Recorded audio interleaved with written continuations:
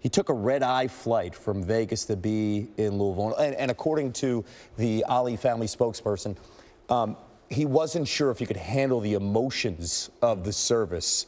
When he got news of the death of Muhammad Ali, he was highly emotional, but he changed prior commitments to come into Louisville this morning, and he will be a pallbearer. Very cool. Yeah. It speaks to what Jeremy Schaap was talking about, just how memorable today is going to be for many reasons. Yeah. Yeah. More Ali coverage ahead. We had some hockey last night.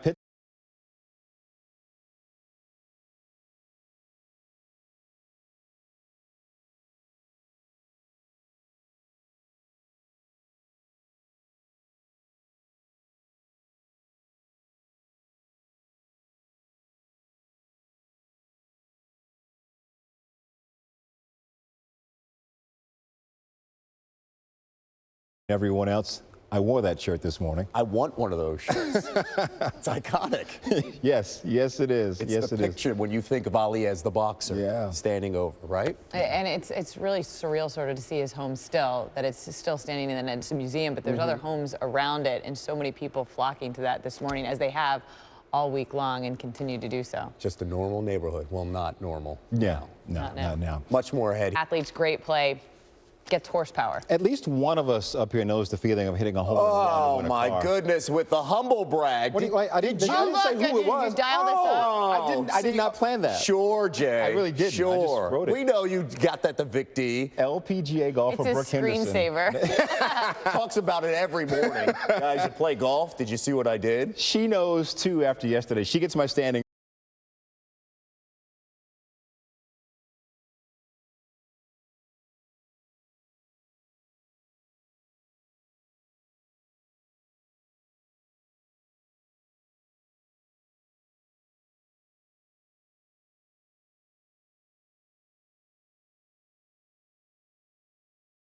His name, they said goodbye. Muhammad Ali was laid to rest Friday in his hometown of Louisville, a farewell that the heavyweight champ had a heavy hand in, planning the memorial in detail in the years before his passing. More than 15,000 filled the Yum Center there, along with dignitaries and celebrities. And Louisville city officials believe that more than 100,000 lined the streets, proving the greatest is gone, but what he stood for leaves a lasting impression. O.J. Simpson rose to fame as the star running back and Heisman Trophy winner at USC. Meanwhile, Los Angeles still smoldered in the aftermath of the Watts riots and the racial tensions in the city.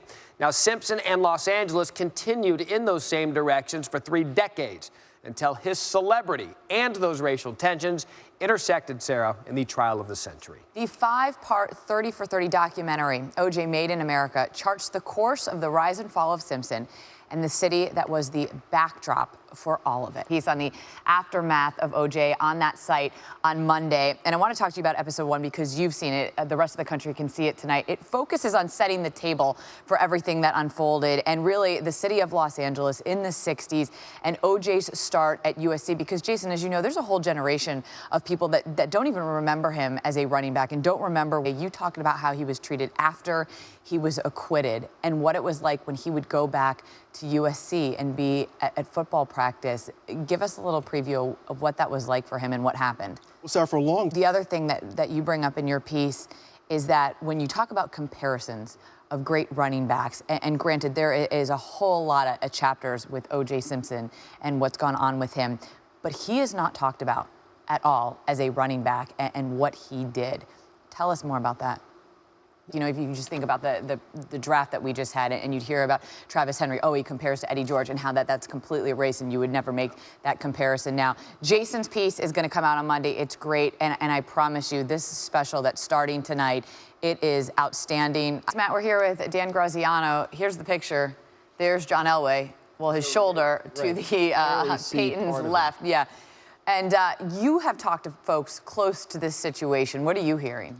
Similar to what Adam's hearing. I mean, you know, the negotiation has gone back and forth.